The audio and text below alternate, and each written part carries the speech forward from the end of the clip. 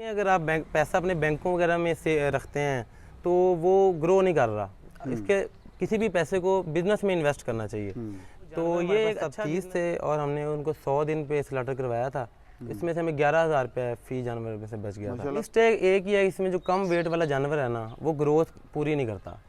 तो वो 700-800 ग्राम करता है, ये 1 केजी से प्लस करते हैं पर डे।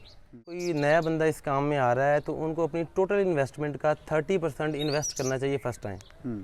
जो उनकी टोटल इन्वेस्टमेंट है ना उसका 30% इन्वेस्ट करके उस पर तजर्बा करें। एक बंदे के पास 20 लाख है तो उसको बस 7 लाख रुपए इन्वेस्ट करना चाहिए। बिस्मिल्लाहिर्रहमानिर्रहीम, अस्सलाम वालेकुम। ये बस कैसे हैं आप सब? उम्मीद करता हूँ आप खैरियत से होंगे। एक दफ़ा फिर हाफिज़ इकराम आपकी खिदमत में हाज़िर है और आप देख रहे हैं मेरा फेसबुक पेज और यूट्यूब चैनल साडा सुना देश पंजाब।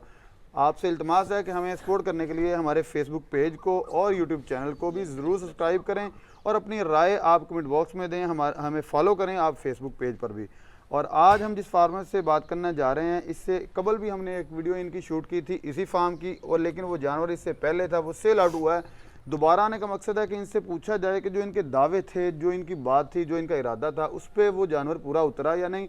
इनका दावा था हम 3 से 4 लाख उससे कमा सकते हैं, तो आज ये एक्सप्लेन करेंगे उससे इन्होंने क्या हासिल किया। अगर आप वो वीडियो देखना चाहते हैं तो उसका लिंक भी आपको इसी वीडियो के डिस्क्रिप्शन में मिल जाएगा और हमारा फेसबुक पेज जो है उसका लिंक भी इसी डिस्क्रिप्शन में आपको मिल जाएगा। आप दोनों जगह पे हमें फॉलो कर सकते हैं ताकि हमें ढूंढने में आपको आसानी हो। अस्सलाम वालेकुम। वालेकुम सलाम। सबसे पहले तो मेरा भाई अपना नाम बताए, बहुत से व्यूअर्स आपको पहली दफ़ा। मेरा नाम चौधरी तौसीफ मुख्तार। माशाल्लाह। आप करते क्या हैं? मैं पंजाब यूनिवर्सिटी लॉ कॉलेज से लॉ कर रहा हूँ, सेकंड ईयर है मेरा। और साथ ये अगर मैं ये पूछूं कि आप क्या क्या करते हैं और इतना कुछ कैसे कर लेते हैं, तो ये कोई करीबुल क्यास बात होगी कि आप साथ में स्टडी और साथ में अपने बिजनेस, इस बिज़नेस पे फोकस कैसे कर लेते हैं? असल में 1 साल हो गया ये मुल्क में लॉकडाउन और कोरोना वायरस की वजह से ना स्टूडेंट्स को ऑनलाइन क्लासों पे लगाया हुआ है, जिसकी वजह से ना बच्चों के पास टाइम काफ़ी होता है और एक्टिविटीज़ के लिए। तो मैंने फिर इस एक्टिविटी में अपना। अच्छा, आप इस बिज़नेस को कैसे देखते हैं कि एक बंदा पैसा उसके पास है वो, लेकिन वो सिर्फ सांभ भर के बैठा हुआ है, और एक वो नौजवान है जो इस पे ना तो एक तो पैसा इन्वेस्ट कर रहे हैं, दूसरा उस पर और बंदे रख के और बेरोज़गार लोगों के लिए एक बिज़नेस क्रिएट कर रहे हैं, उनके लिए रोज़गार क्रिएट कर रहे हैं। तो आप कैसे समझते हैं इस फार्मिंग को और पैसा वैसे सेव रखने को? देखें, अगर आप पैसा अपने बैंकों वगैरह में से रखते हैं तो वो ग्रो नहीं कर रहा। इसके किसी भी पैसे को बिजनेस में इन्वेस्ट करना चाहिए। तो ये एक अच्छा बिजनेस है, इसमें एक रीज़नेबल प्रॉफिट कमा रहे हैं लोग, हम भी कमा रहे हैं अल्हम्दुलिल्लाह। और माशाल्लाह मुझे इस हवाले से बड़ा अच्छा लगता है कि इसमें और कई लोग जो है वो आपसे रिज़्क हासिल कर रहे हैं, मतलब कि अल्लाह का दिया हुआ रिज़्क है, वसाइल आप हैं, वो आपके फार्म पे वर्क करते हैं। कितने लोग और आपने रखे हुए हैं? 2 मुलाज़िम फ़िलहाल काम कर रहे हैं और बाकी जो काम वगैरह होता है वो नेट पेमेंट पे, डेली पेमेंट पे काम करते हैं लोग माशाल्लाह। अच्छा, जैसे हमने बात की, एक दफ़ा पहले हम हाज़िर हुए थे आपके इसी फार्म में, और उस वक्त जो जानवर थे वो तकरीबन 30 के राउंड अबाउट थे, और वो आपने कितनी एज में आपने उनको सेल आउट किया था और उससे आपकी कितनी अर्निंग हुई थी? वो जानवर हमारे पास तब 30 थे और हमने उनको 100 दिन पे स्लाटर करवाया था। इसमें से हमें 11,000 रुपये फी जानवर में से बच गया था। माशाल्लाह। 100 दिन में मतलब कि 3 माह बाद आपने आउटपुट उसका शुरू किया। हमने 10 दिन ज़्यादा रखा था, थोड़ी सी बिजी थे तो वो स्लाटर नहीं करवा सके। वो जानवर और आज के जो इस फार्म में नज़र आ रहे हैं, इन जानवर की क्वालिटी में भी कोई फ़र्क परचेजिंग में आपने लाया? जी। असल में पहले हमने जानवर ख़रीदे थे कम वेट वाले, तो जिसकी वजह से उनकी ग्रोथ से हम सेटिस्फाई नहीं थे। इस दफ़ा पिछली दफ़ा हमने ख़रीदे थे 180-85 kg वाले, इस दफ़ा हमने 220 kg के जानवर ख़रीदे, इससे कम नहीं ख़रीदे। कोई 1-2 हैं अंदर, लेकिन ज़्यादा जो हमारा प्रेफरेंस थी ना वो 220 kg पे थी। 220 किलो से कम नहीं ख़रीदना। अच्छा, अब जो आपने ख़रीदे हैं ये आपने किन किन मंडियों से ख़रीदे, एक बात, और दूसरा ये सारे आपने एक ही दफ़ा ख़रीदे या कि इसमें आपने कोई चक्कर लगाए बार बार? ये जानवर हमने सारे मुल्तान मंडी से ही ख़रीदे हैं, लेकिन ये हमने 2 दफ़ा करके ख़रीदे हैं। फर्स्ट टाइम जब हम गए थे तो 24 जानवर हमने ख़रीदे थे, उसके बाद वो मंडी महंगी थी तो हम वापस आ गए। उसके बाद एक इतवार हमने स्किप करके नेक्स्ट मंडी पे गए तो वहाँ से हमने 51 जानवर ख़रीदे थे, जो हमें रेट। कभी ऐसा भी हुआ कि आप गए हों, जानवर पसंद ना आए और आप वापस आ जाएं? बिल्कुल, कई दफ़ा ऐसे हुआ है कि नहीं लेते, या अगर नहीं मिल रहे हैं तो फिर 5-7 लेके 10 तो वो शाद और में ले आते हैं अगर थोड़े मिल रहे हैं तो। सही। अच्छा, आप इस वक्त जो जानवर है इनकी कितनी मिकदार है, कितनी तादाद है, और इन पे डेली का खर्चा आपका क्या आ रहा है? इनकी तादाद 80 है। तो इनका डेली का खर्चा पहले माह तकरीबन 220 तक है, फिर 250 तक चला जाता है पर डे। इस वक्त 250 तक है, अब स्टार्ट हो गया 250 रुपये। अब आपका जो जानवर है ये फार्म में आए को कितने दिन हो चुके हैं? जी कल इनको 1 माह पूरा हो गया है, आज दूसरा माह शुरू है। और जब ये परचेज करके आपने लाए हैं फार्म में, तब आपको ये कितनी कास्ट में पर जानवर पड़ गया था? जब हम इसको परचेज करके लाए ना आज से 1 माह पहले, तो ये 54,000 रुपये में फ़ी जानवर कॉस्ट किया है। अच्छा, परचेजिंग में बड़े नए बंदे जो हैं वो मिस्टेक करते हैं, वो कई तो कहते हैं कि पर केजी जो फ़रोख्त होते हैं वो ख़रीदना जो ज़्यादा प्रॉफिटेबल साबित हो जाता है, और बाद लोग ये कहते हैं कि पुट्ठे के लिहाज से। तो आप कैसे खरीदते हैं? हम फ़ी पुट्ठे के हिसाब से ही ख़रीदते हैं, क्योंकि जो फ़ी केजी के हिसाब से ख़रीदते हैं ना, उसमें कुछ लोग ऐसे हैं जो जानवरों का वज़न बढ़ाते हैं पानी पिला के, तो जिसकी वजह से आपको नुकसान होता है। इसलिए हम तो फ़ी जानवर वैसे ख़रीदते हैं देख के, उसका रेट लगा के।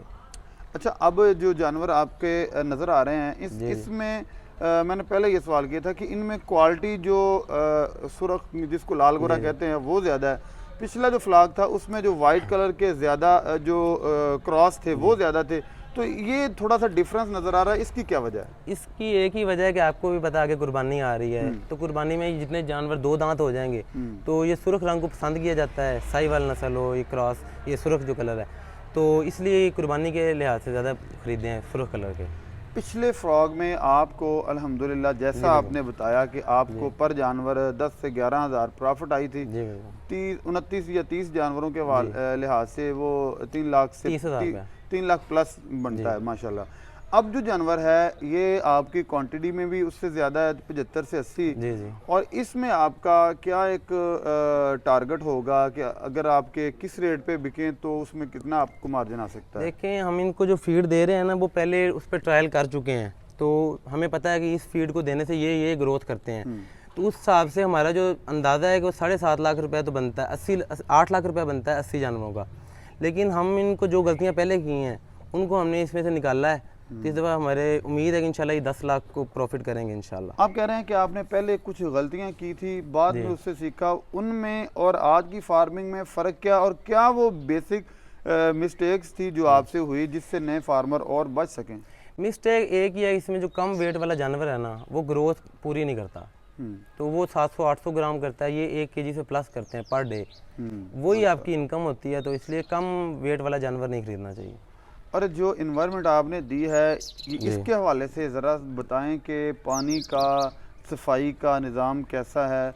और माशाल्लाह शेड में मेरा कैमरामैन दिखा सकता है कि पंखे भी लगे हुए हैं, तो ये काफ़ी कॉस्टली इनकी फार्मिंग बन जाती है। तो ये क्यों आपने इतना इन्वायरमेंट इतना दिया और इसका फ़ायदा क्या है? इसका फ़ायदा ये है कि अगर आपने फार्मिंग करनी है तो उसको, उन जानवरों को के मुताबिक माहौल मुहैया करना आपकी ज़िम्मेदारी है। अगर आप वो चीज़ें, उनकी ज़रूरियात पूरी नहीं करेंगे तो वो उस हिसाब से ग्रोथ नहीं करेंगे, तो लिहाजा ये ज़रूरी है इन सब के लिए। क्या फार्मिंग के दौरान आपको कभी इनको मसाला जात देने की, वैक्सीन की या इस तरह की किसी भी तरह की ट्रीटमेंट की भी ज़रूरत पड़ती है? जी बिल्कुल, हम आते सार इनकी सबसे पहले हफ्ते के अंदर डिवर्मिंग की जाती है, उसके बाद इनको आइवरमेक्टिन वगैरह इंजेक्शन लगाए जाते हैं जिससे ये चिचड़ वगैरह और दूसरे पैरासाइट्स इंटरनल एक्सटर्नल सारे मर जाते हैं। उसके बाद इस दफ़ा एक बीमारी आई है मुंह खोर, जिसे फुट एंड माउथ डिजीज़ भी कहते हैं, तो उसकी हमने वैक्सीनेशन भी की है। पहले हफ्ते में आई थी कुछ जानवरों को, लेकिन फिर अल्हम्दुलिल्लाह वो क्लियर हो गया। अच्छा, आपके लिहाज से बड़े नए भाई जो इस फार्मिंग को अपनाना चाहते हैं, करना चाहते हैं इन्वेस्ट इस पे, तो आपका उनके लिए आपकी राय क्या होगी, एक स्टूडेंट होने के हवाले से और एक फार्मर होने के हवाले से? उनको एक ही राय है कि अगर कोई नया बंदा इस काम में आ रहा है तो उनको अपनी टोटल इन्वेस्टमेंट का 30% इन्वेस्ट करना चाहिए फर्स्ट टाइम।